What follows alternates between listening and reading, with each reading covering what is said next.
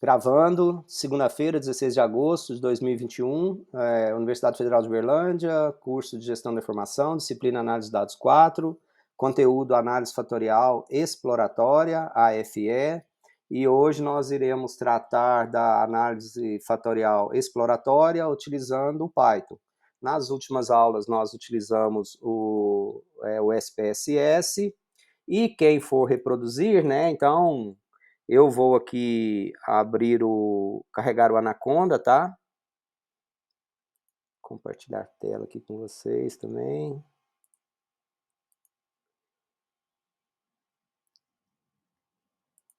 Estou aqui carregando o Anaconda. Eu vou, para ficar legal aqui, para ficar menos pior, eu vou maximizar a minha tela e a partir de agora eu não os vejo mais. Então, quem quiser se manifestar, abra o microfone, por favor, e faça o comentário, tá bom? Estou carregando ainda aqui. Eu deveria ter reinicializado a minha máquina, mas tá bom.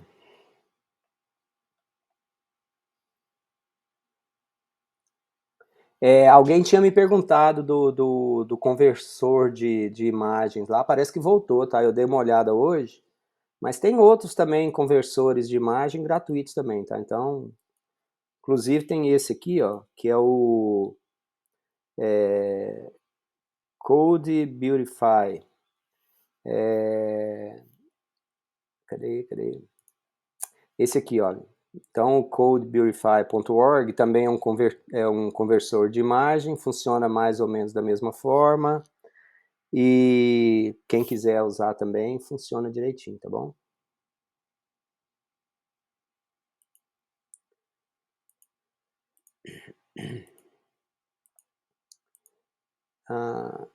Tá aqui, eu estava até tentando reproduzir aqui alguma coisa usando lá a biblioteca que vocês tinham falado, mas acabei não tendo tempo também, Lucas. Aí ficou por isso mesmo.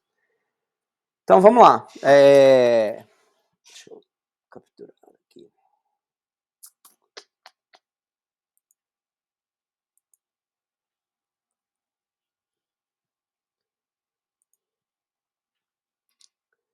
O que a gente tem? Olha só, esse notebook, né? Ele está disponibilizado para vocês lá no Moodle.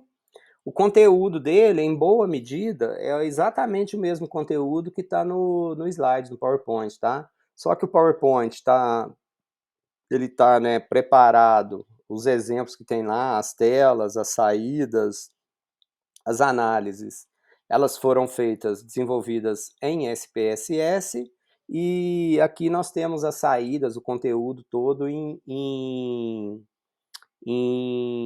Python, né? Em Jupyter Notebook, aqui em Python. Um comentário do exercício que vocês fizeram, tá? E um comentário extremamente positivo, é que vários de vocês têm trazido coisas além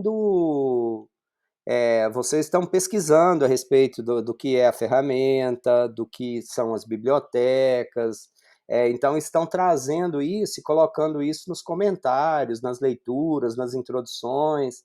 Então isso é muito legal, tá? Então parabenizo aos que estão fazendo isso, de novo, né, reforçando o que eu havia dito, estão indo além do que é esperado, do que é proposto. Isso é muito legal, é muito bom, é muito salutar, é bom para vocês, eu acho isso ótimo, de vocês irem fazendo e, né, irem buscando, trazendo e apresentando, devolvendo mais coisas do que exatamente eu estou apresentando para vocês, tá? Então, o que nós temos aqui? Na análise fatorial, então, né, o que nós já comentamos, né, então, quando a gente está aplicando a análise fatorial, qual que é, né, o que a gente precisa de pensar, o que a gente precisa de preocupar, o que a gente precisa de tratar. Então, quais são as circunstâncias, né, a partir das quais uma análise fatorial pode ser aplicada? Então, a gente tem, por exemplo, no trabalho do Lucas aí, que eu passei o olho rapidamente, eu vi que nós temos muitas variáveis binárias e algumas variáveis categóricas, tá? Então, para a gente... Tem técnicas de análise fatorial com esse tipo de variável? Não é a coisa mais não é a coisa mais normal, não é o que a gente vê, tem até algumas técnicas que, né, não é o que a gente vai usar nessa disciplina, tá? Então, para essa disciplina, nós precisamos de variáveis métricas. Então, se a nossa base de dados não tiver algumas variáveis métricas, então a gente não consegue aplicar a análise fatorial. Então, nós falamos de premissas subjacentes à utilização da análise fatorial. Nós já comentamos lá nas aulas anteriores, né, que é necessário ter correlação entre as variáveis. Uma coisa que a gente não comentou ainda, a gente vai comentar hoje, uma das premissas da análise fatorial é que os dados sigam uma distribuição normal, da normalidade dos dados. Outra questão é do tamanho da amostra. Então, né, a análise fatorial ela tem um pré-requisito, ela tem um pressuposto que a amostra tem que ter um tamanho mínimo, e esse tamanho mínimo ele varia em função da quantidade de itens ou da quantidade de variáveis que nós iremos utilizar para gerar a nossa análise.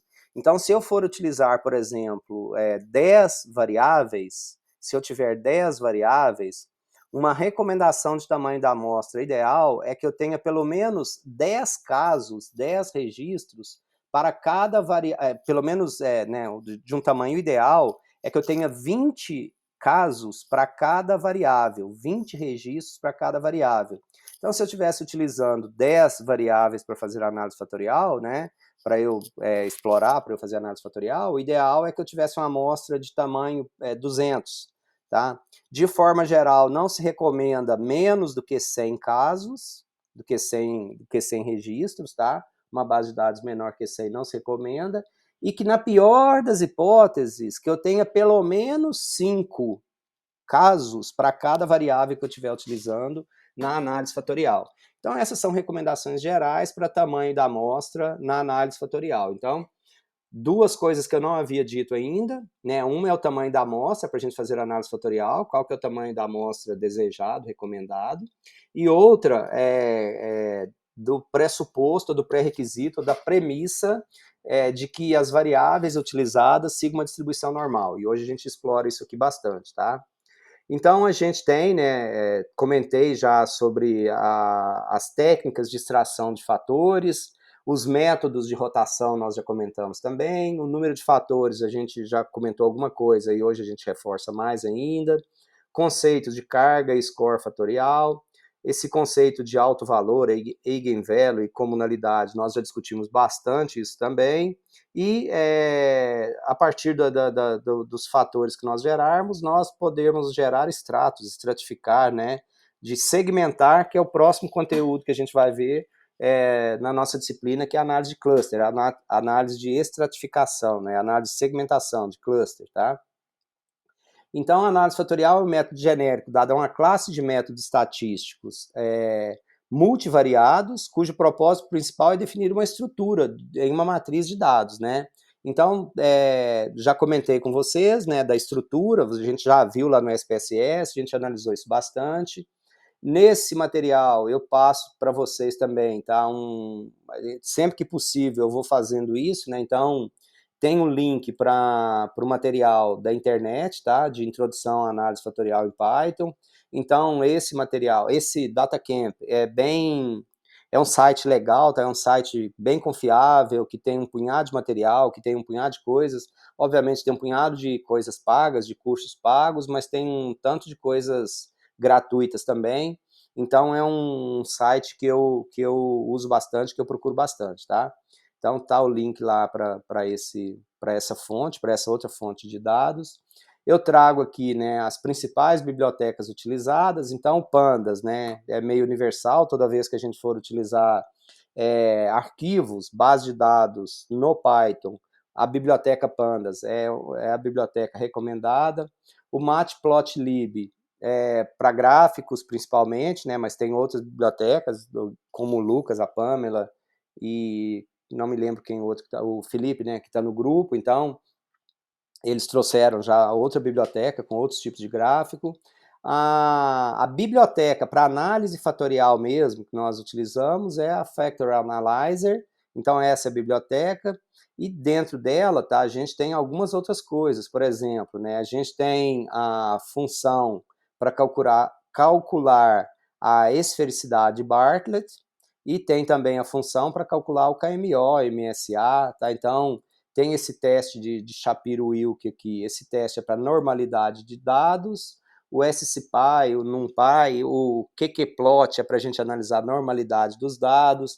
Então, tem algumas outras bibliotecas que a gente já traz aqui. Algumas delas, né, vocês já conhecem, que fazem parte daquele primeiro já do primeiro script que já foi disponibilizado para vocês, e algumas delas a gente vai trazendo, né, são bibliotecas novas, e uma grande virtude para quem trabalha com R, para quem trabalha com Python, é a gente procurar bibliotecas, né, a gente ter referências das bibliotecas, porque quase tudo que a gente vai fazer, quase tudo, não tudo, já tem bibliotecas prontas, né? Alguém já preparou um tanto de coisas nesse sentido, então o que a gente vai fazer é usar essas bibliotecas prontas. A gente precisa de saber procurar, pesquisar e achar as bibliotecas. Então, de novo, né, reforçando, a gente está utilizando a Factor Analyzer, mas tem outras bibliotecas que também têm os algoritmos de análise fatorial implementados, tá? Uma muito utilizada é essa aqui, né? Talvez a mais utilizada, mas tem outras também, tem outras bibliotecas que geram análise fatorial no Python também, tá? Quem quiser saber um pouquinho dela, né? Então, Factor Analyzer. Então, tem a biblioteca, tem como que ela funciona, tem a descrição, tem as características, tem os parâmetros que ela roda, tem, né, dá para ler, para entender, dá para pesquisar sobre uma série de coisas aqui, né, a gente seguindo o link da Factor Analyzer, tá? Então, os tipos de rotação que ela tem, lembra que a gente fez, que eu mostrei, que lá no SPSS eu mostrei essas saídas para vocês, tá? Aqui tem mais, inclusive, que no SPSS, tá? Então, já tem implementado, né, mais rotações do que no próprio SPSS aqui no Python, tá? Então, isso é bem legal, tá aí como funciona, tá tudo direitinho aí. Os dados, né, é o mesmo conjunto de dados. Aqui outra coisa que vocês já perceberam, e lá nos scripts de vocês que vocês mandaram, né, em vários deles tem, depois que você instala a biblioteca uma vez, tá? Então, uma vez instalada a biblioteca, eu deixei nesse notebook, lá, eu deixei o comando pipe e o install para vocês instalarem essas bibliotecas. Então, né, a hora que você instalar isso uma vez, depois não vai precisar instalar mais, tá? Mas tá aí os scripts, então a hora que vocês, antes de começarem, antes de fazerem a carga aqui, tá? Então precisa, para quem não instalou ainda, precisa de instalar ResearchPy e a Factor Analyzer. Então, os comandinhos para instalar estão aí.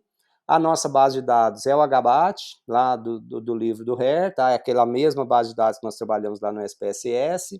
Lembrando que da variável x6 até a variável x18 são avaliações que os clientes fizeram acerca da empresa HBAT, que eles deram uma nota de 0 a 10. 0 eles avaliam aquele atributo, aquela característica como sendo muito ruim, e 10 eles avaliam aquela característica como sendo muito boa, tá? Então, estamos lendo, né? Aqui eu vou executando para ir vendo se está funcionando, para ir vendo se as coisas estão acontecendo, tá? Então, estamos importando aqui as bibliotecas, eu não preciso de instalar, porque eu já tenho elas instaladas, né? Então, e aqui eu vou carregar o hbat.xls, x. Eu não sei se é o hbat que está lá para vocês, eu acho que não, e se não tiver, tem umas coisas aqui que vocês não precisam fazer, tá? O que acontece, tá? Olha só, eu vou, então, ler o arquivo, aqui está o cabeçalho do arquivo, então trouxe as 3 primeiras linhas, um comentário a alguns de vocês lá no primeiro exercício, às vezes vocês trouxeram o df head e colocaram aqui, por exemplo, 100. Então, traz várias linhas do seu arquivo, tá? Então, normalmente, quando a gente usa esse comando head, a gente quer só ver a cara geral do arquivo, dos nossos dados, né? Como que é a cara geral desses dados nossos. Normalmente, nós não queremos trazer muitas linhas, não, tá? Mas não há problema nenhum em trazer muitas linhas também, não. Aí aqui, né, eu quero saber, né, então, já algumas informações gerais do meu arquivo, né? Então, o info, ele traz para a gente, tá? 100 registros, 100 entradas, do 0 ao 99, e um total de 24 variáveis, né? Então, o shape também, né? O df.shape, não sei se eu coloquei aqui, tá? Acho que não, mas lá no outro script tem. Então, o df.shape, ele traz também para a gente essa informação aqui, né? Ele traz o número de linhas e o número de colunas que o nosso arquivo tem. Então, tem mais de uma forma de a gente fazer isso. Aqui eu quero chamar a atenção pelo seguinte, né?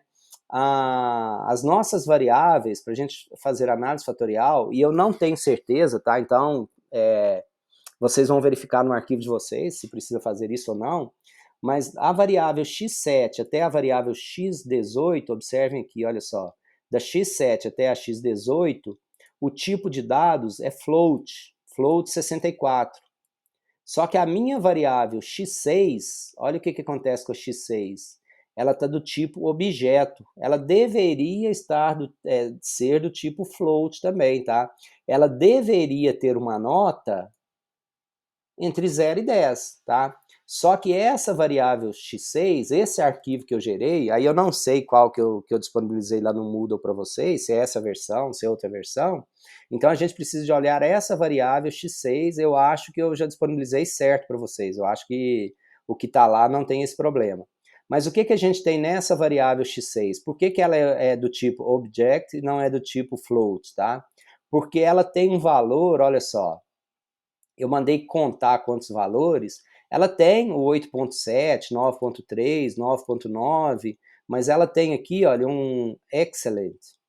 Então, esse valor excellent aqui, na verdade, é um rótulo que tinha lá no SPSS, que quando eu exportei para o Excel, ao invés de exportar como conteúdo, eu exportei como rótulo, e nesse caso aqui veio essa variável, tá? Então, né, eu mandei contar aqui, olha, esse count eu tenho que ter cuidado com ele, né? Porque ele pega cada um dos valores distintos e vê quanto que tem na minha base, tá? Aqui essa base é pequena, tudo bem, tem 100 registros, né?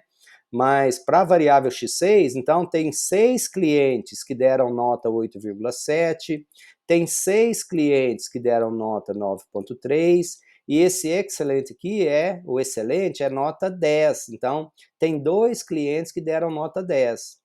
Mas eu não quero esse tipo de dado. Então, o que eu fiz aqui? Olha só. Esse comando que eu estou fazendo aqui, olha, tem o data frame lá do pandas, né? Tem o pandas.replace. Então, eu estou fazendo um replace na variável x6, onde tiver o conteúdo excelente, eu estou trocando para o valor 10. E agora eu estou fazendo o quê? Eu estou mudando o tipo de dado da variável x6. Então eu estou passando essa variável agora para float 64. Ela não tem mais um texto, tá? Então se tivesse o texto ia dar problema. Ela tem o valor 10 e eu estou agora, essa variável, olha só, então, a hora que eu fizer isso aqui de novo, olha só, a variável x6, que estava do tipo objeto, agora, a hora que eu faço isso aqui, olha, a variável x6 agora, ela está do tipo float. Eu mudei o tipo de dado da variável x6, tá? Então, se eu fizer isso aqui agora também, olha só. Então, eu não tenho mais aqui o excelente, né? Eu tenho a nota 10, que eu tenho 2 casos com a nota 10. Então, eu fiz aqui né? Até agora que eu estava fazendo aqui, era só fazendo esse tratamento. Eu acho que o HBAT que eu coloquei para vocês, o x6 já é numérico. Eu acho que não tem problema não. Mas se tiver problema, é assim que a gente modifica. E eu preferi deixar isso aqui também para ter mais um exemplo para mostrar para vocês, né? De mais uma coisa que é possível a gente fazer aí e a gente tratar, tá? Alguns de vocês no exercício, vocês excluíram variáveis ou casos que tinham valor nulo. A gente tem que fazer isso com muita parcimônia, com muito cuidado, ver se é isso mesmo que a gente quer, tá? E se esse valor nulo, eu posso trocar ele por zero, eu posso atribuir algum valor para ele, ou eu posso realmente excluir. Então a gente tem que ter bastante zelo, bastante cuidado, quando na nossa base de dados tem variáveis, tem casos com valores nulos, tá? Então a gente precisa ter bastante zelo, bastante cuidado para lidar com isso e, às vezes, para a gente não excluir ou para a gente não fazer alguma intervenção não adequada à nossa base de dados e isso pode trazer alguns problemas, tá? Então, tem que ter cuidado a isso.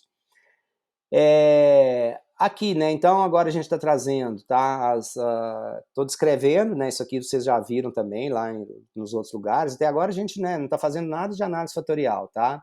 Então, né, alguma estatística, descrevendo os dados, isso aqui vocês já fizeram lá na primeira etapa, no primeiro exercício, então a contagem, valor médio, desvio padrão, mínimo, o primeiro quartil, a mediana, o terceiro quartil, o valor máximo. Aí aqui é legal que tem essa função quantile, e essa função, ela, né, então, ela, por exemplo, eu estou pegando, né, o valor Q, o quantile 0,05, ou seja, né, aquele valor que até ele eu tenho 5% dos dados e para cima dele eu tenho 95% dos dados ordenados, tá? Então tem, né, 5% dos clientes que deram nota até 5,59, tá? Então, 5% dos clientes deram nota para a variável x6 até 5,59, tá? E os outros 95, eles deram notas maiores do que 5,59. Então, essa função quantile aqui é outra, né? Da mesma turma aqui, tá? Só que eu posso pegar um percentil específico, né? Um quantil específico aí que eu quiser da minha base de dados. Aí o que acontece? Aqui a gente já começa a brincar agora num dos pressupostos da análise fatorial. Os nossos dados precisam seguir uma distribuição normal, né? Então, como que a gente avalia a normalidade ou a distribuição normal dos dados, tá? A gente avalia isso, né, de forma gráfica, a gente tem o primeiro impacto visual, então, analisando o gráfico, a gente não consegue afirmar que os dados seguem uma distribuição normal, mas a gente consegue afirmar que eles não seguem uma distribuição normal. Então, né, se nós olharmos o box plot, o histograma e esse QQ-plot, por isso, então, que eu importei aqui a biblioteca, olha só, a biblioteca QQplot, tá? Então, desse Stat Models, porque ele faz esse gráfico para a gente, o QQplot, que é um gráfico para a gente observar normalidade dos dados ou não. Então, aqui a gente começa já a falar de analisar os pressupostos da análise, tá? Então, o que nós estamos analisando? Olha só, eu estou analisando, né, aqui para a variável x6, então, o que eu estou gerando aqui? Olha só, eu estou gerando 3 gráficos, tá? Então, né, eu estou criando esse parâmetro aqui, esse figure size de tamanho 25, e eu estou falando que tem 3 subgráficos, 3 subplots aqui, olha só. Então, é o subplot 1, né, que, né, aqui no Python, a numeração, o índice começa com 0, o 1 e o 2. Então, olha o que a gente tem aqui, olha. O 0, o gráfico 0, eu estou fazendo um box plot. Está aqui esse gráfico box plot da variável x6. O gráfico 1, aqui, olha só, axis 1, é o histograma. E o gráfico 3 é o QQ-plot, tá? Então, eu estou fazendo aqui o QQ-plot, olha só. Então, esses 3 gráficos, eles são muito complementares, tá? Então, quando a gente observa a variável x6, né, ela está deslocada para a direita, a gente vê, então, né, os valores são altos, lembram que só 5% dos valores são menores do que 5 ponto tralalá. Uma coisa, tá? Eu acho que no script que está no Moodle, tá? Se vocês forem executar, o meu aqui vai dar certo, eu espero.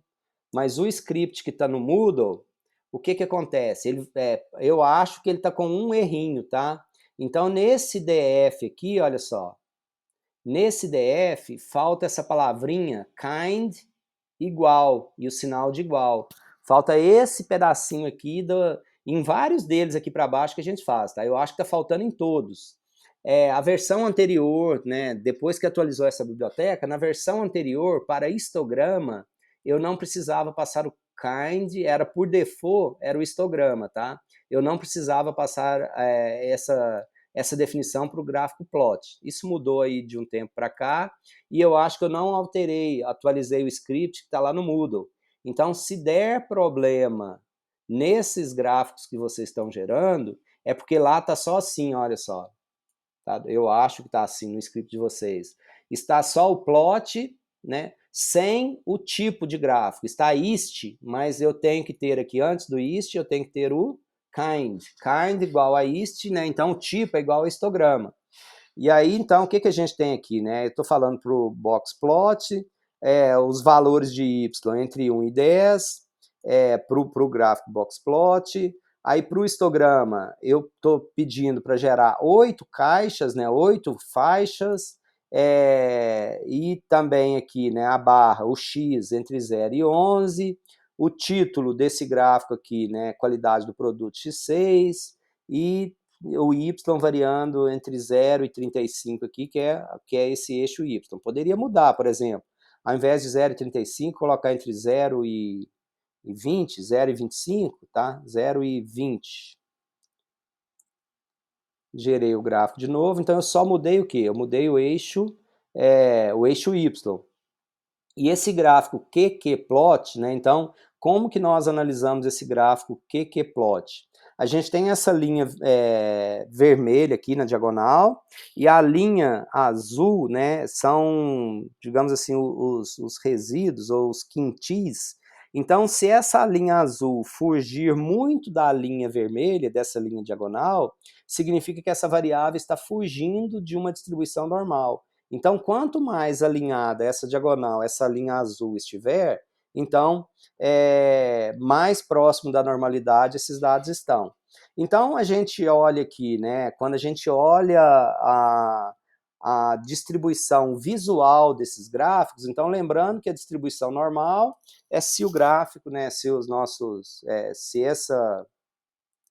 nosso histograma, por exemplo, né, esse gráfico aqui, se ele, né,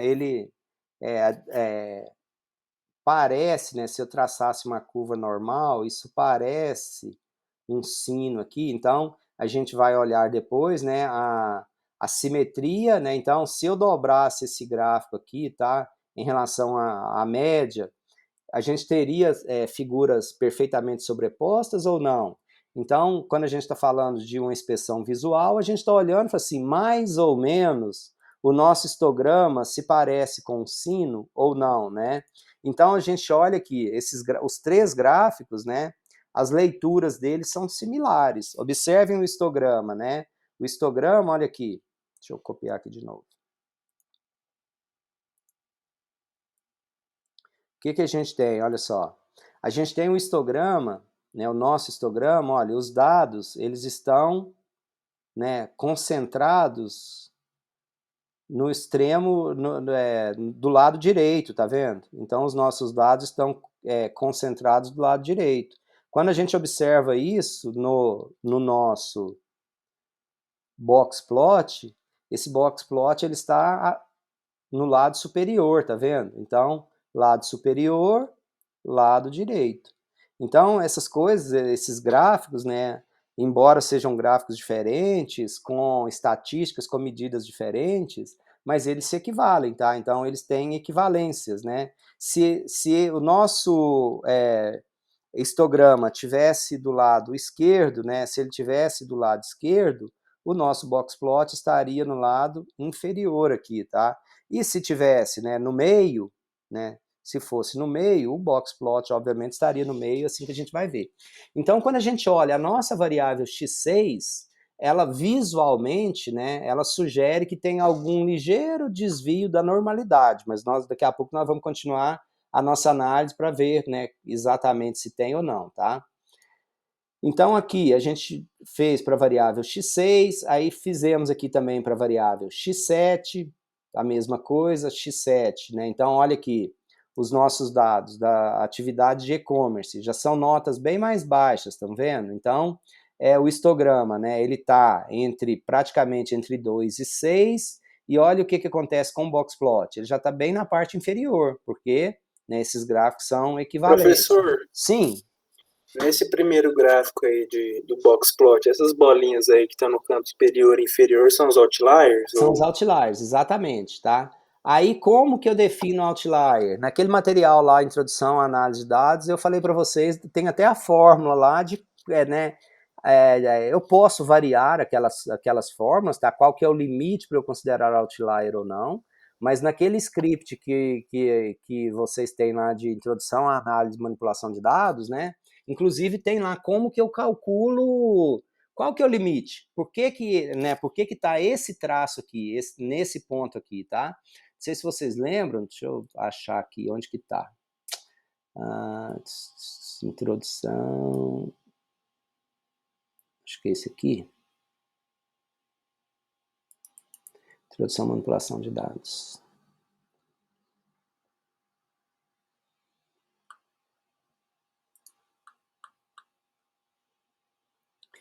Deixa eu ver se é esse aqui. Esse aqui não.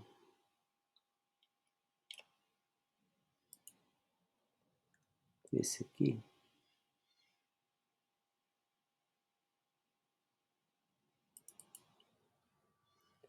Só um instantinho que eu já te mostro, tá, Felipe?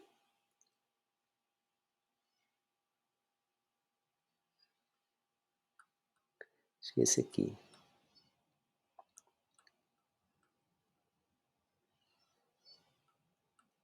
Aqui, ó.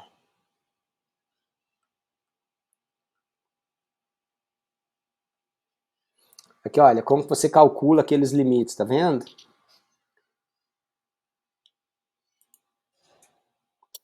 Uhum. Consegue ver? Olha só. Então, o que que a gente tem? Olha, fronteira interna, fronteira externa. Essa aqui é... Parece ser meio complexo, né? Não é não, olha só. O que que você tem, tá?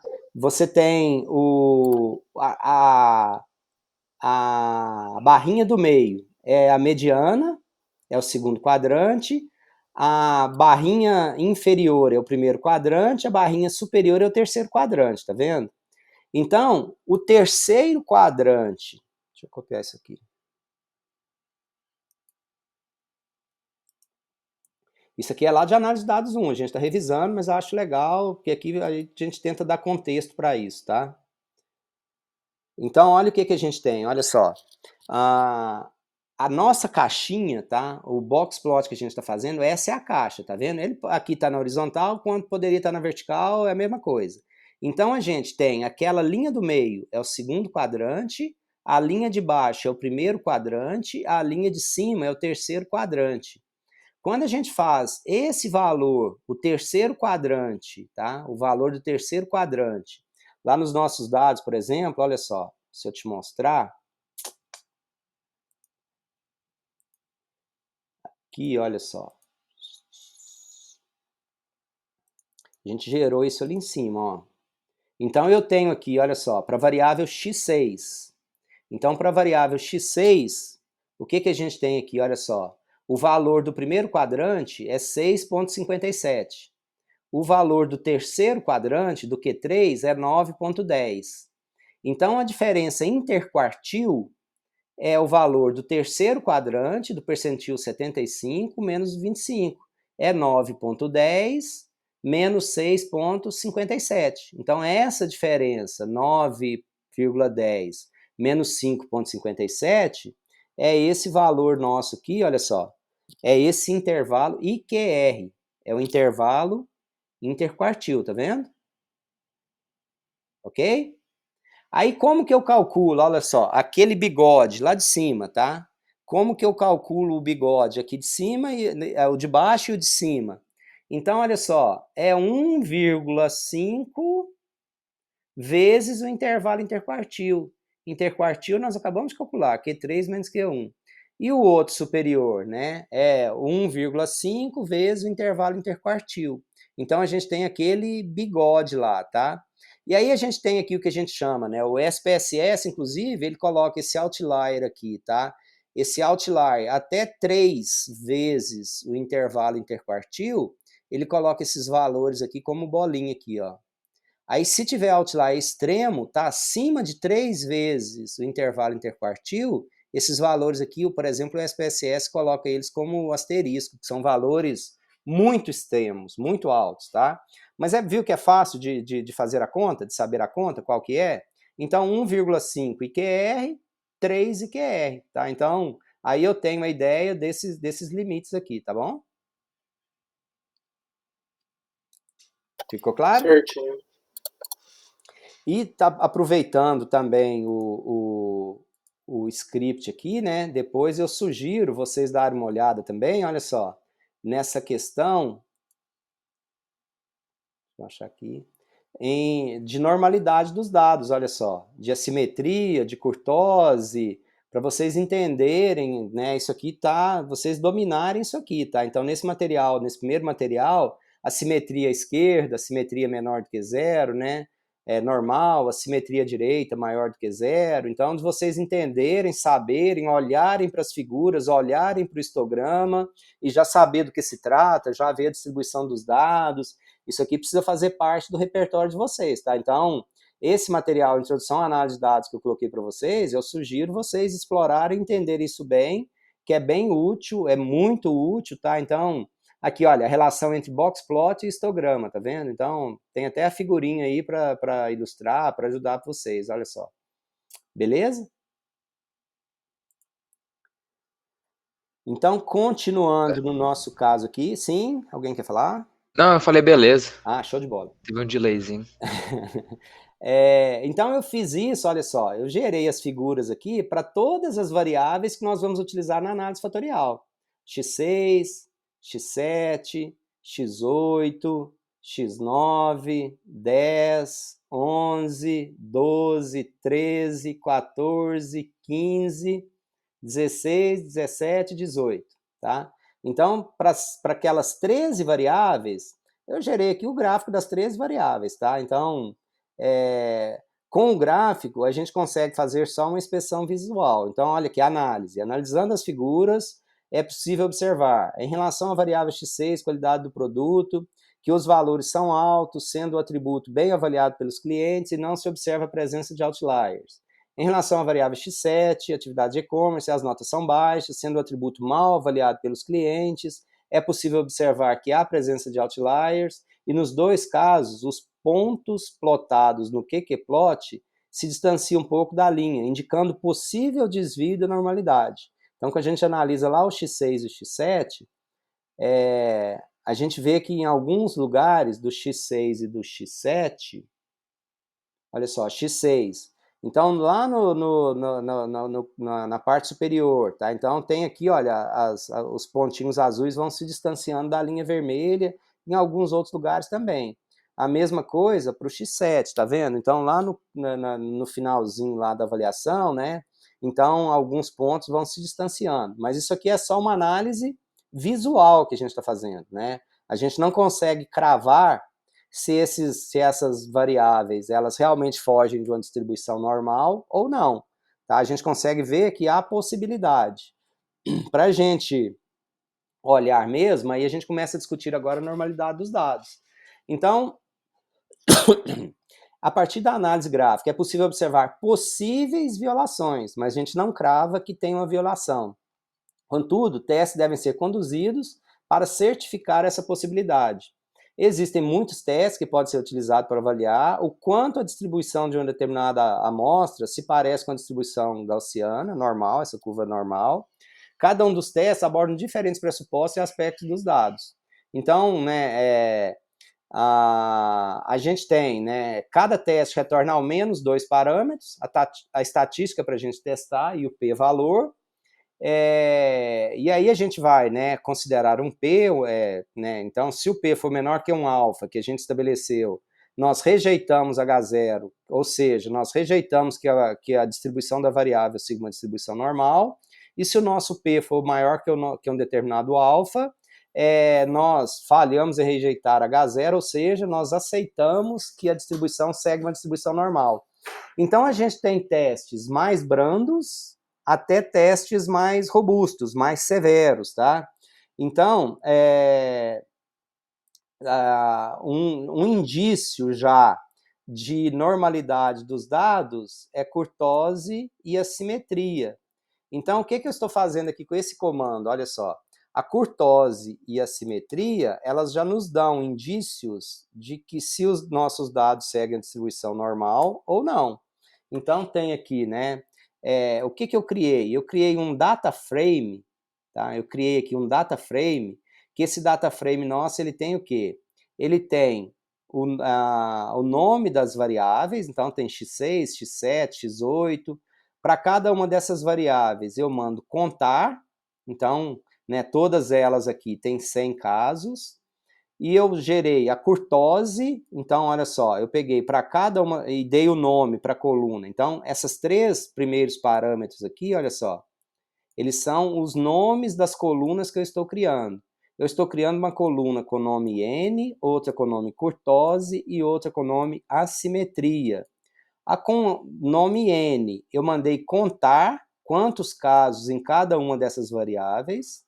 A curtose, eu pedi a estatística curtoses, tá? Então, para cada uma das variáveis. E a simetria, eu pedi a estatística simetria, skewness, tá? Então, tem curtose e assimetria, curtoses e skewness. Então, curtoses, curtose, skewness, skewness, assimetria. Então, eu gerei aqui, olha só, a curtose e a assimetria para cada uma das nossas variáveis, tá? Então, analisando a simetria e curtose, a gente já começa a ter um indício de possíveis problemas nos nossos dados, tá? Em relação à distribuição normal. Então, o que que a gente pode observar, tá? Olha só, quando a gente observa os nossos dados, a nossa variável x6, tá? Então, ela tem a curtose menos 1,13, é uma das maiores curtoses. Tem outra variável com valor grande, x7, x8, x9, 10, 11, 12, 13, 14, 15, 16, 17, 18. É a maior curtose que nós temos, é da variável x6. E na simetria, a maior assimetria é da nossa variável x7. Então, o que que a gente tem de regra empírica, tá? Se a gente tiver curtose, se a gente olhar para curtose e nós encontrarmos valores, depende do tamanho da amostra, depende de outras coisas, tá? Mas se a gente achar a curtose aqui maior do que 8 e a simetria maior do que 3, tá? Então, se eu olhar para a curtose e achar curtose maior do que 8 e achar a simetria maior do que 3, certamente essas variáveis elas fogem da distribuição normal, elas não seguiriam a distribuição normal. A nossa hipótese nula sempre é H0, né? A variável, por exemplo, x6, segue uma distribuição normal. E a hipótese alternativa, para cada uma delas, a x6 não segue, é diferente de uma distribuição normal, tá? Então, o primeiro indício aqui, tá, é quando a gente olha valores de assimetria e curtose, né, maiores do que mais ou menos, tá? Então, em valores absolutos aqui, tá? Tanto positivo quanto negativo aqui, tá? Então, se os valores são acima de mais ou menos 8 e mais ou menos 3, mais ou menos 8 para curtose, mais ou menos 3 para simetria, de cara a gente já, opa, esses dados estão bugados. Mas é a forma mais branda, mais amena de nós observarmos a simetria e curtose. Se não passar nessa, não passa em mais nenhum outro teste que a gente vai fazer, tá? Então, essa é a forma mais branda, mais amena, mais, digamos assim, mais maleável que existe para a gente analisar a simetria e curtose. Então, quando a gente olha, em princípio, não tem nada muito gritante, não, tá? Mas uma forma da gente olhar isso é a gente fazer esse Z de assimetria, né, de nós analisarmos o Z, né, de assimetria e o Z de curtose, já é um pouco mais, digamos assim, né, já é um pouco mais hard, pero que não muito, mas já é um pouco mais hard, tá? Então, o que que nós temos com esse teste? Olha só, a gente pega o valor da simetria, por exemplo, né, lá no nosso x6, então o valor da simetria, por exemplo, é menos 0,24. Então, o que que a gente faz? Olha só, eu pego aqui o menos 0,24, menos 0, então o z da simetria da variável x6 é igual a menos 0, quanto? 0,2445 0,2445 dividido por raiz de 6 sobre n é o tamanho da amostra, sobre, no nosso caso aqui, sobre 100. Então, para a curtose é a mesma coisa, né? Seria o z de curtose da variável x6, seria o quê? É igual a curtose lá, o valor da curtose, que é quanto? Menos 1,13 é igual a menos 1,13 dividido por raiz de 24 sobre 100. Então, nós iríamos achar, né, o z para cada uma das variáveis, para x6, para x7, para x8, e para cada uma delas nós iríamos observar. Aí nós comparamos, por exemplo, se esse valor de z que nós achamos aqui, olha só, tá? Tanto o z de assimetria quanto o z de curtose. Se algum deles for maior do que 2,58, considerando o intervalo de confiança de 99, ou seja, um alfa igual a 0,01, tá? Se isso acontecer, se isso ocorrer, nós podemos afirmar que a nossa variável não segue uma distribuição normal, que ela foge da normalidade, tá? E, né, nesse caso, o que nós gostaríamos que acontecesse, tá? Nós gostaríamos de aceitar H0, tá? Então, o nosso desejo é aceitar H0, tá? Então, para a gente aceitar H0, né, eu aumentar o alfa, o intervalo de confiança, é interessante, né? A minha região de aceitação, ela fica maior, ela fica com 99% da área, tá? Então, porque eu quero aceitar H0. Então, nesse caso, né, como eu quero aceitar H0, esse intervalo de confiança mais liberal, mais esse, né, o alfa igual a 0,01, ou intervalo de confiança de 99%. Só um instantinho, pessoal.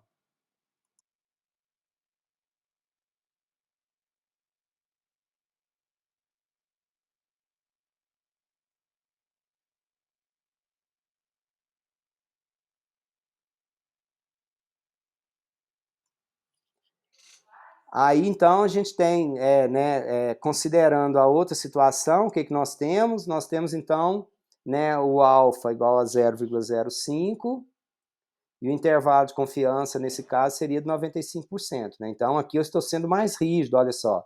Porque se o z, que nós calculamos lá, ele for maior do que mais ou menos 1,96, então, nesse caso, nós já rejeitaríamos a normalidade dos dados, tá? Então, a gente faz isso para cada uma das variáveis, né, que a gente estiver utilizando, e a gente tem outros testes aqui que eu trago. Então, tem esse teste, o K2 de D'Agostino.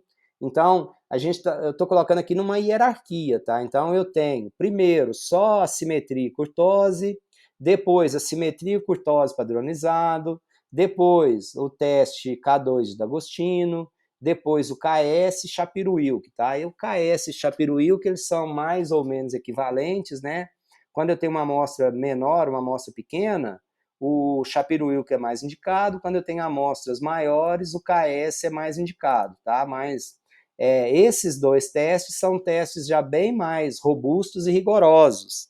Então, para a variável ela seguir uma distribuição normal, ela tem que se parecer muito, ela tem que, né, respeitar muito as características da normalidade. Aqui para baixo, então, né, a gente fez esses testes, e o que eu estou fazendo aqui? Olha só. Então, eu estou calculando, né, aqui, olha só, eu estou calculando uma variável que se chama z de curtose, tá vendo? Então, eu estou utilizando aquela fórmula, olha só, é a curtose do dataset normal, que eu criei um dataset, né, que é esse dataset aqui. Eu criei esse dataset, olha só, e eu chamei ele de normal. Ele tem as variáveis, tem o n, a curtose e a simetria.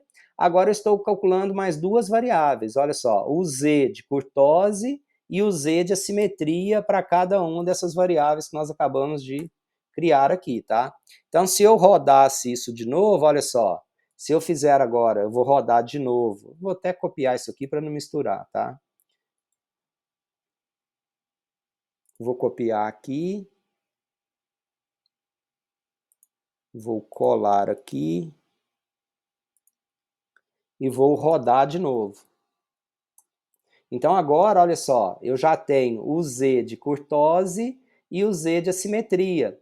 Olha o que acontece agora, né, com a variável x6, olha só, o Z menos 2,31, com qual valor que a gente está comparando?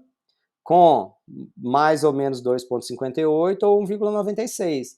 Então, com intervalo de confiança de 95%, esse valor já está superior ao 1,96, mas ele está ainda inferior ao 2,58, tá? E a variável x7 agora, olha só, 2,69. Então, 2,69, inclusive, está acima do 2,58. Então, as variáveis x6 e x7, né, então, sugerem considerando o z de assimetria e o z de curtose, ou seja, curtose e assimetria padronizados, as variáveis x6 e x7, elas fogem da normalidade. Uma pela curtose, outra pela simetria. As outras todas estão dentro de valores aceitáveis, ok? Então, a gente vai fazer mais os testes que nós fizemos aqui, olha. A gente vai fazer o teste K2 de D'Agostino, o KS e o Shapiro-Wilk, tá? Então, agora eu estou criando, né? Professor, Sim, te interrompendo aqui, quando você imagina. procura um intervalo na coluna, você procura visualmente, certo? Se fosse uma tabela muito grande, não teria como aplicar um if, que é um for, quer dizer, que ele vai entre cada linha para ver Na se tem verdade, um... você pode, por exemplo, esse normal aqui, ele é um data frame. Então você poderia, lembra daquele lock que a gente falou aqui eu poderia selecionar só o que é maior, entendeu? Eu poderia Ah, fazer um tá. for, mas eu poderia também, olha só, tem esse comando aqui, ó. Deixa eu ver, acho que eu tenho ele aqui, deixa eu ver. Acho que eu coloquei aqui, tem um... Aqui, ó, eu poderia fazer isso aqui, ó. Esse comando aqui, por exemplo, ó, nessa base nossa aqui,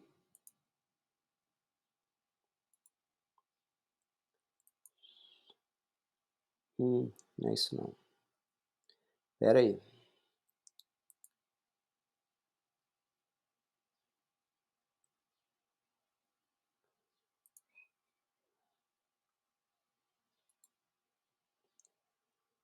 Preguiça de escrever.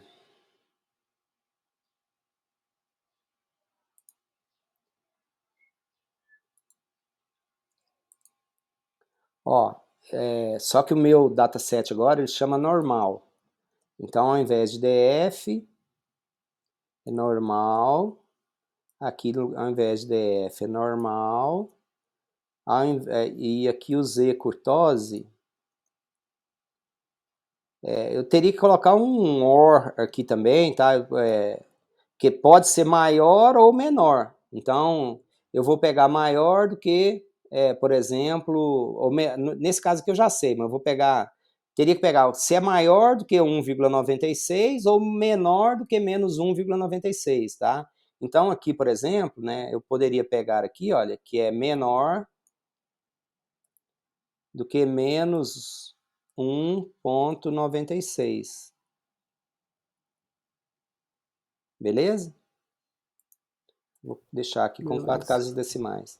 Aí aqui, ó, ele já trouxe só o que é menor, tá vendo?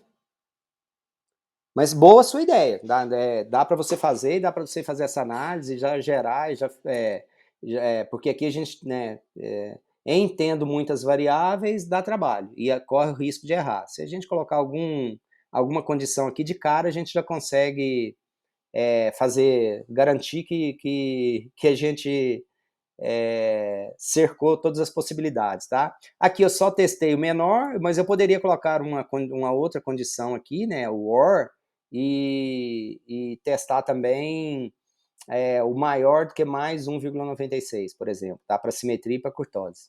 Fazer uma condição maior. Beleza? Certo. Obrigado. E aqui, olha só, então eu calculei, né, esse valor aqui, tá? Então é o normal que é o D'Agostino, então eu estou utilizando a função normal teste, eu estou calculando o p-valor para esse teste que está aqui, eu estou criando a estatística de KS, estou chamando a função, a rotina KS teste, estou calculando o p-valor para o KS, estou calculando a estatística W, Shapiro-Wilk, e estou calculando o p-valor para ela. Aqui, então, esse conjunto de código aqui, tá?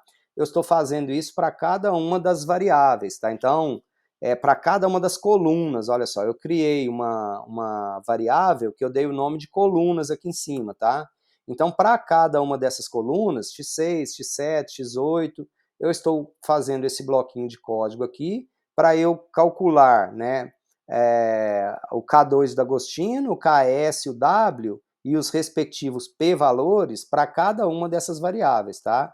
Então é isso que eu estou fazendo aqui, calculei, e agora eu tenho aqui, então, olha, eu calculei, né, e o meu data frame que eu salvei isso, esse data frame que eu chamei de normal.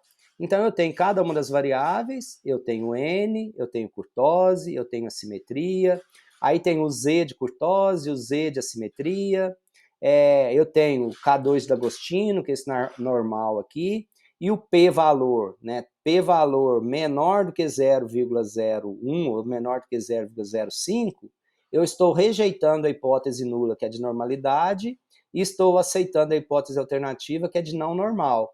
Então, olha, para x6, né, não normal, para x7, não normal, x8, x9 normal, x10, x8, x10 não normal, x13 não normal e a 95, a x17 também fugiria da normalidade dos dados. Então nós teríamos uma, duas, três variáveis, quatro variáveis que fugiriam à distribuição normal. As duas que nós já havíamos visto e mais três que apareceram aqui. Quando a gente olha o KS, olha o que acontece com o KS, nenhuma das variáveis seguiria uma distribuição normal. Então, esse KS é um teste bem mais rigoroso, bem mais rígido, tá? Então, nenhuma delas seguiria. Utilizando o W, né, ele se aproxima mais aqui do K2 do Agostino, tá? Então, algumas seguiriam a distribuição normal, outras não. Mas, enfim, né, considerando todas os testes, a variável x6 e a x7 são aqui, em princípio, né, elas mais fogem da distribuição normal. Então, o que nós testamos aqui? Olha só, eu testei transformação para a variável x7. Então, eu criei uma log dessa variável x7, tá? Eu fiz uma transformação nessa variável para ver se a variável transformada seguiria uma distribuição normal. Aí eu fiz o teste para ela, então, depois dela transformada, né, agora, ok, então, com essa transformação log, tá, essa transformação foi adequada, essa variável transformada, ela passou a seguir uma distribuição normal, então, né, eu tenho várias transformações que eu posso fazer, inversa, raiz cúbica, log, aí depende, assim, no R tem um pacote que ele faz vários testes e ele me mostra qual que seria a melhor transformação para cada uma das variáveis. Aqui no Python eu ainda não encontrei, eu até comecei a implementar, mas falta-me tempo. Eu implementar a rotininha que eu informo a variável, né, e eu faço uma série de transformações e apresentaria qual que seria a melhor distribuição. No pacote estatístico Stata, tem uma funçãozinha também que é bem legal, que testa todas as variáveis, todas as possíveis transformações e já me sugere qual que seria a melhor transformação para fazer. Aqui no nosso caso, a gente pode fazer isso meio na tentativa e erro mesmo, ou se alguns de vocês aí descobrirem uma forma de fazer isso, também é muito bem-vindo, tá? Então, a variável x7, nós estamos trabalhando com ela, né? Eu criei uma nova variável e a partir de agora eu estou trabalhando não mais com a x7, mas com a x7 transformada, tá? Então, uma das coisas, né, um outro pressuposto que a gente explorou muito lá no SPSS é que os dados têm que, vários pares de variáveis têm que apresentar correlação. Então, aqui o que eu estou fazendo é calcular a correlação, tem essa, né, essa função aqui do pandas, né, então eu tenho um data frame e eu estou fazendo a correlação entre essas variáveis, tá? Então, eu tenho aquela matriz de correlação que nós geramos lá no SPSS. Diagonal principal vale 1, valores fora da diagonal é que a gente avalia a correlação. Aqui, a gente tem só os valores da correlação, mas eu não tenho se são estatisticamente significantes ou não, né? Então, tem a diagonal que tem a correlação, e valores fora da diagonal são a diagonal, valor 1, correlação da variável com ela mesma, valores fora da diagonal, a correlação entre as variáveis, mas com essa função aqui do pandas, né, eu não tenho aqui o p-valor, para eu saber se essas correlações são estatisticamente significantes ou não. Mas eu tenho outras formas de fazer isso, olha só. Então, aqui eu tenho, qual que é a desvantagem? Tá? Eu tenho o RS, lembra o que é o RS? A biblioteca que eu importei como RS. A gente importou uma biblioteca aqui que chamei de RS, que é o quê? Research Pi. Então, o Research Pi tem uma função que é correlação. Só que como que é a saída desta função? Como que ela gera para a gente? Olha só. Ela gera a saída nesse formato aqui, olha só. Não é em forma exatamente de matriz. Ela gera para cada parzinho de variável, a x6 com a x7, com a x8, com a x9, gera o R, a correlação, e gera o p-valor. Então, aqui a gente consegue ver quais que seriam estatisticamente significantes ou não. Então, é uma outra forma, né, de a gente olhar a correlação. Essa função aqui, ela gera os pares de correlação, tá? Não em forma matricial, mas a correlação é a mesma. Outra forma, então, a gente tem esse, né, o ST, qual que é a biblioteca ST que nós importamos? A biblioteca ST é a SCPy. Então, nós importamos, né, dessa biblioteca nós importamos stats ST. Então, eu estou mostrando aqui que tem várias formas e não se limitam a essas aqui, tá? Tem outras bibliotecas, tem outras funções que calculam correlação ou calculam outras estatísticas também. Então, estou mostrando aqui algumas formas de fazer isso. Essa outra, como que ela faz? Olha só. Ela gera para a gente, eu tenho que falar os parezinhos que eu quero. Então, entre a x6 e a x7. Né? Então, eu pego o valor da correlação, então o valor da correlação é menos 0,15, tá? Já com a x7 transformada. Aí eu tenho como gerar também o p-valor que foi gerado, né? Então, eu tenho aqui a correlação e o p-valor. Então, tem aqui o p-valor do que foi gerado, tá? Então, essa função Pearson-R, ela gera um vetor cuja primeira posição é a correlação, é o R, e a segunda posição do vetor, olha só, posição 0, e a posição 1, e a posição 1 é o p-valor. Eu poderia até gerar isso aqui na mesma, né, gerando a saída em duas variáveis ao mesmo tempo. Então, o que nós temos? Então, observando as correlações entre os pares de variáveis, é possível constatar a existência, que nós já fizemos lá no SPSS, entre vários pares de variáveis. Mas, para a gente ter certeza, a gente faz o teste de esfericidade de Bartlett, que eu já falei muito lá no SPSS também, né? Quando a gente estava fazendo lá. Então, aqui, olha só, né, daquela bibliotecazinha lá que nós importamos, então, né, estou chamando a função Bartlett. Essa função Bartlett, eu analiso, né, eu pego as variáveis que eu estou analisando e eu observo se a matriz de correlação, né, é isso que o teste de esfericidade de Bartlett testa, olha só, se a matriz de correlação é igual a uma matriz identidade. Né? Então, se for igual a matriz identidade, os nossos dados não têm correlação e, portanto, não são adequados, não são úteis à análise fatorial. Então, rodamos aqui o teste de esfericidade de Bartlett, hipótese 0, hipótese nula, H0, de que a matriz das correlações pode ser a matriz de identidade, e a hipótese alternativa que não é. Então, aqui o p-valor igual a 0, que nós encontramos, nós estamos rejeitando a hipótese nula e aceitando a hipótese alternativa, ou seja, nós estamos aceitando que a matriz de correlação seja igual à matriz de identidade. Estamos aceitando a hipótese alternativa, estamos afirmando que existe vários pares de variáveis com correlações estatisticamente significantes, com correlações diferentes de 0. Né? Então, está aqui a leitura disso. O próximo passo, então, né, é a gente analisar o KMO e o MSA. Então, olha o que a gente está, que função eu estou invocando, tá? Eu estou invocando a função KMO, e essa função KMO, ela retorna 2 parâmetros, né? Ela retorna o vetor MSA e ela retorna o valor KMO. Lembra que o KMO eu tenho uma estatística geral.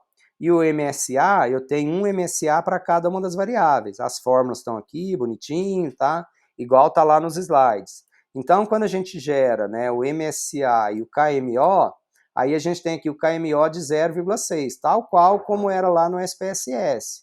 Aí o KMO igual a 0,6, de 0,5 a 0,6 é um ajuste mal, mas aceitável. Menor do que 0,5, inaceitável, de 0,6 a 0,7, razoável.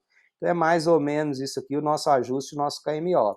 E tem, então, o vetor MSA. Quando eu fiz essa função, né, eu gero esse vetor aqui, olha. Eu gerei esse vetor aqui, ó, esse array, tá? Só que o que acontece, né? Do jeito que está aqui é difícil da gente ver. Então, eu fiz esse outro bloco aqui, olha, de comando. Esse outro bloco foi só para atribuir, né, para a variável x6, qual que é o MSA, para x7, para x8. E lembrando, né, que aqui no nosso caso, olha só, é igual, né, os valores equivalentes ao que nós encontramos lá no SPSS, e lá nós não tínhamos transformado a variável x7, por exemplo, tá? A variável x15, o MSA dela lá, né, vocês lembram, era de 0,30 e pouquinhos, tá? Então, valores de MSA abaixo de 0,5 pode sugerir a necessidade de não incluir essa variável na nossa análise fatorial, tá? Então, tá aqui a leitura, tá aqui como que a gente interpreta. Não estou falando, né, entrando demais em detalhe, porque foi exatamente o que a gente já fez lá no SPSS. Aqui eu estou mostrando como que a gente calcula, tá? E aí, ok, nós passamos então pelos pressupostos, nós vimos algumas coisas já, né? Nós vimos normalidade dos dados, nós já comentamos o tamanho da amostra, nós já falamos de correlação, nós já falamos do KMO e nós já falamos do MSA. Agora a gente vai rodar a análise fatorial exploratória, tá? Factor Exploratory Analyzer. Então, esse FEA, né? Então eu estou chamando a função FA, lembra da biblioteca lá que nós importamos? Olha só, o FA é a Factor Analyzer. Então, eu estou chamando esse Factor Analyzer de FA. É a função, né, a biblioteca para a gente fazer a análise fatorial. Uma das bibliotecas, tem outras, tá? Mas é uma das bibliotecas para a gente fazer a análise fatorial aqui no Python. Então, eu estou invocando aquela biblioteca, tá? E o que a gente tem aqui? Olha só, o que ela retorna para a gente, tá? Então, né, eu estou executando a análise fatorial, eu estou fazendo a rotação varimax, tá? Então, eu já estou falando que a rotação que eu estou fazendo é varimax. Aqui tem um detalhe que eu já falo a priori, quantos fatores eu quero reter, eu quero gerar. Então, eu já estou falando que aqui eu vou reter 5 fatores. E o método é por componentes principal. Igual extração dos fatores, igual nós fizemos lá no SPSS, tá? Estamos utilizando os mesmos parâmetros.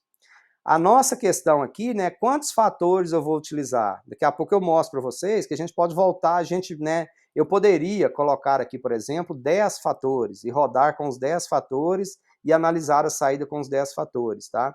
Aqui eu já coloquei 5, porque a priori, né, eu já sei que 5 é o indicado. Mas aqui para baixo eu mostro para vocês onde que a gente poderia decidir quantos fatores nós precisaríamos gerar ou não. Então aqui eu gerei com 5, e eu gero aqui, olha só, eu gerei criei essa variável FEA, e essa minha variável FEA, ela tem o resultado da análise fatorial que eu gerei. E uma das coisas que essa análise gera são as comunalidades, né? Então, eu estou atribuindo para esta variável comunalidade os valores da comunalidade de cada uma das variáveis. Só que da mesma forma, mais difícil da gente visualizar, tá vendo? Então, eu gerei, aqui tá, da X6, da X7, da X8. O que eu estou fazendo com esse bloquinho aqui é só gerar uma saída mais amigável para o que a gente gerou, tá vendo? Que não é exatamente igual ao SPSS, mas eu tenho cada uma das variáveis e tenho a comunalidade de cada uma das variáveis aqui, mas a gente já tinha isso aqui em cima. Sim? Desculpa te interromper, Não, mas o que significa essa comunalidade? Comunalidade, como nós falamos lá na aula passada, né, é a quantidade de variância, de variabilidade que cada uma das variáveis compartilha, comunga com as outras variáveis na análise fatorial. A comunalidade, ela varia entre 0 e 1, tá? Um ponto de análise de medida é meio. Quanto mais baixo, pior. Quanto mais alto, melhor. Tá? Então, a comunalidade é o que ela compartilha, o que ela comunga de variância, de variabilidade com as outras variáveis. E a parte que ela não compartilha, que ela não comunga, é a especificidade, o que é específico dela. Então, comunalidade mais especificidade é igual a 1. Foi o Felipe que perguntou, não foi, Felipe? Não, é o Pedro. Ah, Pedro, na aula passada, eu explorei isso bastante, e agora eu falei mais rápido, mas eu sugiro você dar uma olhadinha lá na aula passada, que aí lá eu detalhei bastante com a fórmula, desenhei, expliquei, que aí vai ficar mais claro. Eu não vou repetir tudo agora, mas assim, eu falei fica geral tranquilo, assim, depois mas da aula dá uma olhada. aí acho que vale a pena você dar uma olhadinha lá, beleza? Valeu. Show de bola. Eu até falaria agora, Pedro, mas para a gente conseguir terminar o conteúdo e não ficar no meio, aí se pairarem dúvidas, se você tiver dúvida após ver lá, aí você pode me perguntar de novo, que eu terei o maior prazer de falar de novo, tá? Tá certo, mas essa breve explicação que você deu já deu uma esclarecida. Beleza, meu amigo. Então a gente viu aqui, tem a explicação, tem como né? Então a gente tem aqui os autovalores, o que a gente quer analisar, e esse bloco aqui de baixo também, olha, todo esse bloco que eu fiz aqui é só para gerar uma saída mais amigável, tá? Só um instantinho. Só um instantinho, pessoal.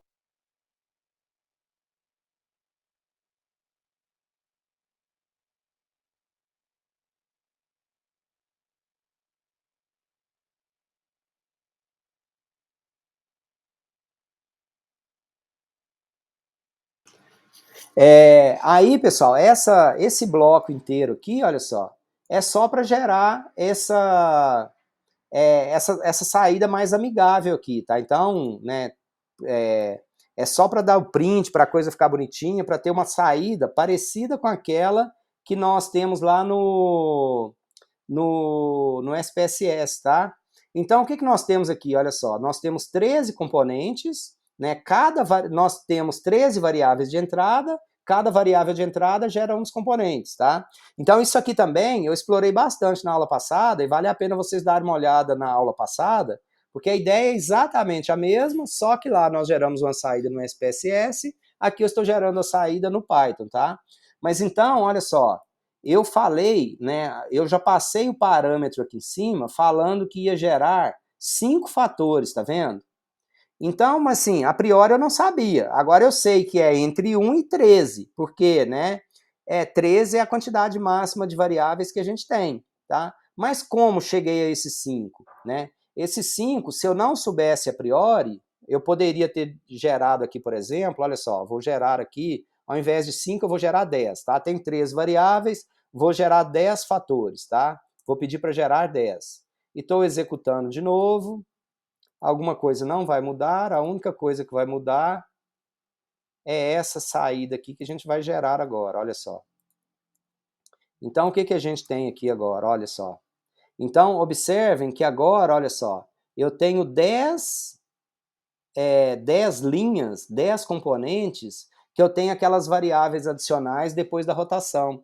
Só que por que eu pedi 5? Olha só, eu tinha pedido 5 porque um dos critérios, uma das regras, uma das possibilidades de retenção é nós retermos os componentes, os fatores, cujo alto valor seja maior do que 1. Então, maior do que 1 é o quinto, olha só, é o quinto componente, tá? Porque o sexto já é 0,60, 0,54, 0,44, mas por que 1?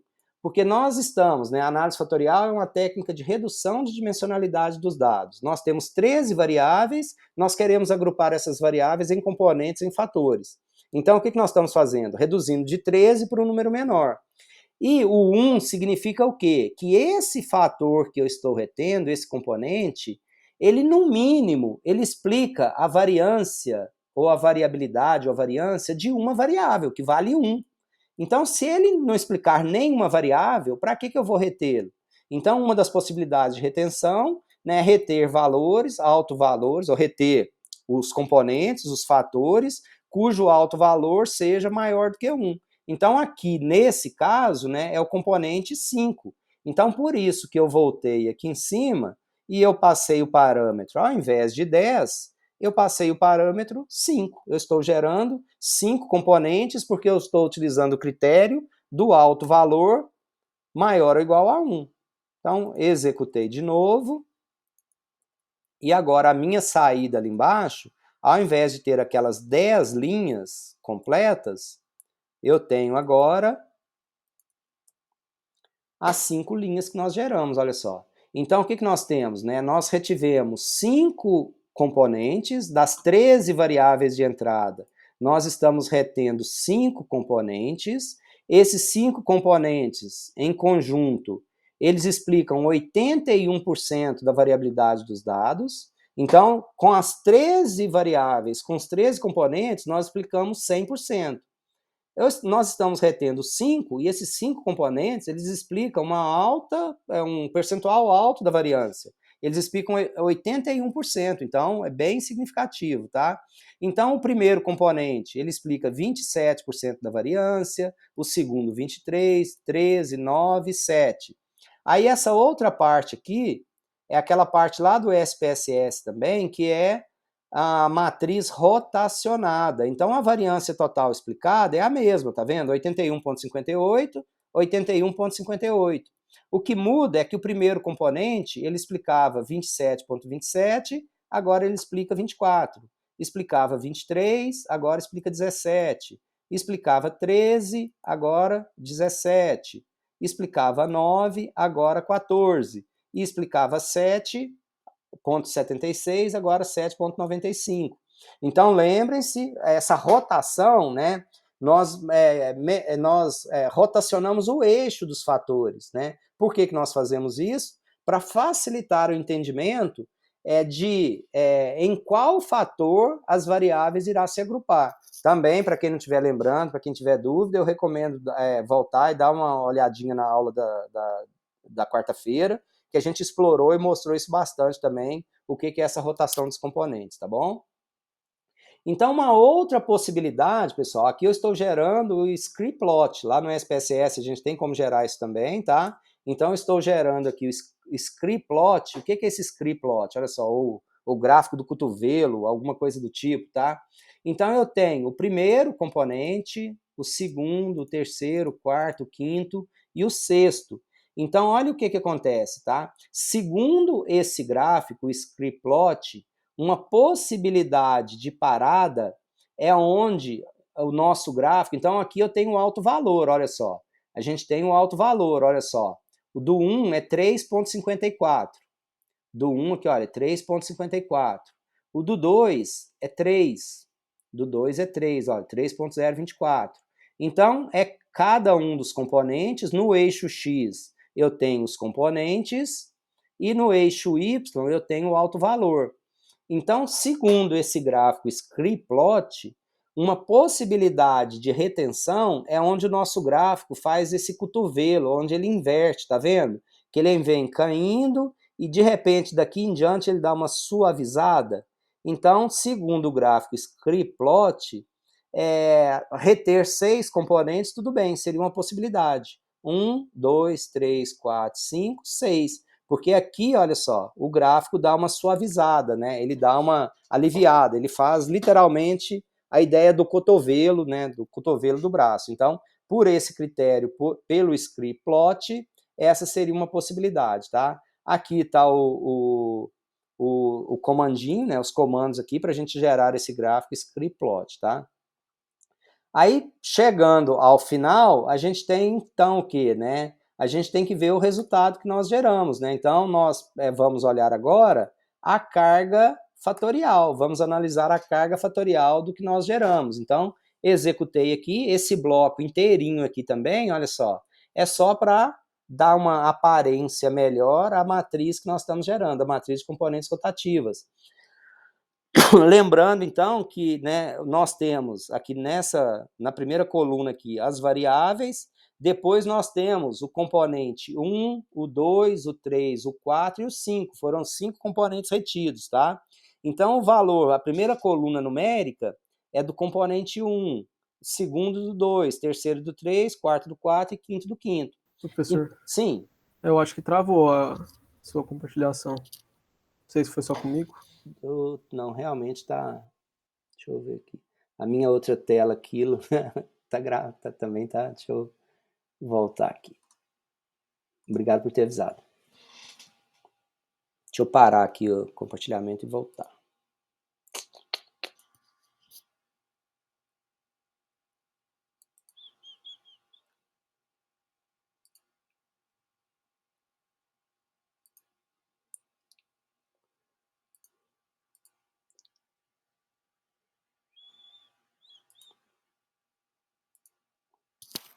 Beleza, né? Aí, agora foi. Então aqui, olha, é aquela última saída nossa lá depois, né? Tinha parado aqui no gráfico script plot. Aí agora a gente tem aqui a carga fatorial, como que eu interpreto, qual que é o valor, tem tudo aqui também. Então, o que nós observamos? A variável x6, o maior valor dela é no componente 2. A x7, o maior valor é no componente 3. A x8, o maior valor no componente 4. A x9 no 1. E isso em valor absoluto, tá? Em mais ou menos, né? Ou maior positivo ou maior negativo. A x10 no terceiro componente. A x11 no segundo. A x12 no terceiro. A x13 no segundo. A x14 no quarto. A x15 no quinto. A x16 no primeiro, a x17 no segundo e a x18 no primeiro também. Então, as variáveis são agrupadas em fatores a partir da carga fatorial. Ao analisar a linha, a variável se agrupará ao fator cuja carga fatorial seja maior em valor absoluto. Então, nós temos o fator 1, é composto pelas variáveis x9, 16 e 18, fator 2, 16, 11, 13, 17, 6, 11, 13, 17, o 3, x7, 10 e 12, a 4, x8 e x14, e o 5, x15, tá? Então, aqui, né, a gente tem, aqui eu gerei, olha só, então, lembrem-se que lá no SPSS, eu tenho a opção de marcar um salvar lá, um save, ele já gera para mim os fatores no banco de dados já automaticamente, né? Cria uma variável para cada um dos indivíduos que nós exploramos bastante no final da aula também. Então aqui o que eu estou fazendo é isso, eu estou criando um data frame, né, que chama fatores, olha só. Então, né, eu estou criando uma variável, um vetor que chama fatores aqui, tá? Estou transformando isso num data frame com o nome df, que eu estou mostrando aqui. Então, esse data frame que eu criei tem a coluna FAT1, FAT2, 3, 4 e 5. E aqui o que eu estou fazendo, né? Eu estou jogando no meu arquivo df, eu estou concatenando o meu data frame que é esse que tem as 100 observações com todas as variáveis que eu tenho, e estou acrescentando agora essas variáveis nesse arquivo, tá? Então, eu estou fazendo aqui criando esse arquivo, estou acrescentando as variáveis, né? Eu coloquei uma coluna aqui para cada um deles, olha só. Então, para cada um dos indivíduos, eu tenho agora qual que é o valor dele para o fator 1, né? Qual que é o score dele para o fator 1, fator 2, 3, 4 e 5. E então a gente tem agora, e essas variáveis podem ser usadas em diferentes contextos. Também na aula passada nós exploramos bastante, né, a leitura dessas variáveis, a interpretação delas, o que elas significam, por que elas são, né, elas são padronizadas, né, com cada uma dessas variáveis tem média 0 e desvio padrão igual a 1, valores maiores que 0, significa que esse cliente, para aquele fator, ele tem uma nota maior do que a média, quando é negativo é menor do que a média, quando mais próximo de 0, né, mais próximo da média, quanto maior, mais longe de 0, mais próximo dos extremos, né, mais diferente da média esse indivíduo está. E no final das contas, né, esse arquivo nosso, ele não está salvo, tá? Então, a gente, né, esse data frame nosso, esse tempo inteiro eu estou trabalhando com ele está só em memória, ele não está salvo. Aqui eu posso salvar isso para Excel, eu posso salvar para CSV, eu posso salvar esse arquivo do jeito que eu quiser, tá? Então, esse comando aqui, por exemplo, eu salvo ele, né? Eu salvo esse arquivo CSV, tá? Então, eu estou chamando ele de CSV. Eu estou fazendo esse encoding, o TF8 aqui, para respeitar caracteres especiais, caso exista, tá? E o meu separador de decimal é vírgula, tá? Então, no final das contas, eu fiz todas as transformações, fiz todas as análises, gerei tudo que eu precisava e salvei novamente um arquivo que poderia ser Excel, poderia ser qualquer coisa aqui no final, tá? Ok, pessoal? Zé, essa forma de salvar aí inline que você fez serve para HTML também? Serve para um punhado de coisa. Olha só, a hora que você... Esse to CSV aqui, olha,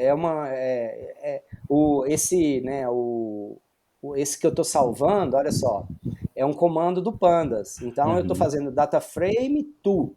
Então, eu tenho to, CSV, HDF, SQL, Excel. Eu tô te perguntando porque eu tive problema com o encoding, principalmente na hora de exportar. Eu acho que tem o encoding do JupyterLab e do Colab não são por default o TF8, né? Não é. Aí foi por isso, porque isso aí eu fui mergear os trabalhos dos meus colegas e tudo, e tava com a acentuação toda errada, com caractere estranho, sabe? Igual fica por padrão. E aí a gente ia até te perguntar, aproveitei agora que você estava falando disso, de encoding, se tem alguma linha de comando para consertar isso, ou eu tenho que arrumar tudo na mão mesmo? Na verdade, a hora que você estiver trabalhando com seus dados, uma possibilidade, deixa eu ver se eu tenho nesse aqui, eu já posso, em princípio, definir qual que é o conjunto de caracteres, entendeu? Quando eu estou trabalhando com isso no Python normal, eu já coloco lá na primeira linha do meu arquivo, do meu programa que eu estiver fazendo, eu tenho um comandinho lá para isso, quer ver? Deixa eu te mostrar aqui. Imaginei que tivesse, mas que a gente fica na dúvida, porque o Jupyter e o Colab, essas coisas são uma ferramenta muito diferente da gente fazer coisa na mão no VS Code, né? Então... Exato. Mas eu tenho outro código aqui também, deixa eu ver se eu acho aqui algum outro que eu vou te mostrar. Deixa eu achar aqui, onde que tem? Nesse aqui não. Eu tenho algum código aqui que eu já fiz isso, eu já coloco o comando. Eu tenho set options, tem alguma coisa assim que eu já faço já logo no começo, entendeu? Se quiser mandar, faz o seguinte, manda depois no grupo pra gente, por gentileza. Não precisa ter pressa para achar não, que aí eu pego contigo e aí eu uso aqui ao invés de ter que... Mas porque acaba que mergeando o trabalho de todo mundo fica um trabalho muito grande, e eu tava olhei muita documentação para achar que o problema era no JupyterLab, sabe? Entendi. Foi briga. Mas tem um comandinho, é um comandinho primeiro que você define o conjunto de caracteres. Uhum. E aí eu Então, posso rodar isso aí em qualquer ponto do documento e ele vai atualizar o documento todo. pode sim. Ah, A beleza, hora que você for então, salvar, né, aí ele vai entender o código de caracteres que você estiver fazendo. sim. Ah, não, depois eu pego contigo, eu te marco lá no grupo, se for o caso, não precisa atrasar a Beleza, aula, então. A não. hora que eu achar aqui, eu te passo. Tem algum lugar aqui que com certeza eu tenho isso. Tranquilo, muito Tá bom? obrigado. Dispõe-se. Ok, pessoal? Mais perguntas, comentários, dúvidas? Professor, em Só aí. suma, então, todas essas análises feitas no Python, eu obtenho lá no SPSS apenas com aquela opção lá, né? A única coisa que não tem lá, que eu É não o cotovelo, mostrei, né? O gráfico. Cotovelo. lá tem isso também, lá tem Ah, o Curva Rock lá. A única coisa que eu não fiz lá foi a análise de normalidade dos dados, que eu não fiz no SPSS e não está exatamente dentro da opção de menu da análise fatorial. Eu teria que uhum. fazer isso fora, tem uma outra opção em um outro lugar no SPSS que eu faço a análise da normalidade dos dados. Mas o resto tá, assim, convergência total entre as duas ferramentas, tá? Beleza. Ok, pessoal? Deixa eu ver se eu acho aqui. Tá ok, Ok, professor. só isso. Professor, o senhor falou da pergunta? Boa pergunta. Só um instantinho. Aqui, quem tinha perguntado do código lá quem foi? Fui eu, do TF, né? Isso, olha só. Aqui, olha só. Num código normal, Python, eu coloco esse comandinho aqui na primeira linha, olha só. Professor, parou de transmitir a tela.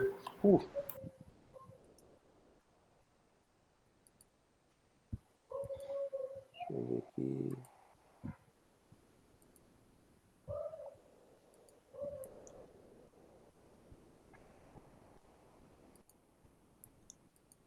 Carreguei muita coisa, tá pesado, coitado.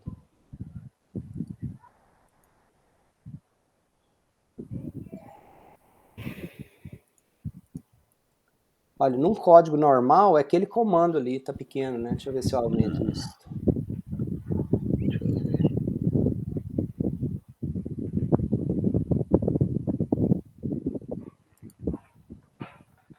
Professor, Oi, vai ter frase ou pode sair? vai ter frase, aguenta aí que eu vou falar, Beleza. por favor. Deixa eu falar a frase aqui que eu volto lá. Tá, joia.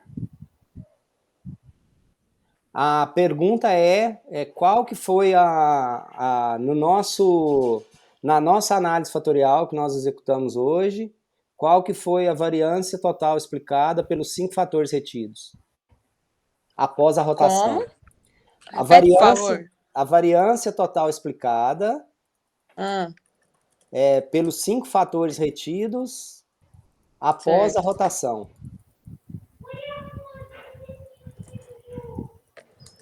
Alguém lembra? Rotação.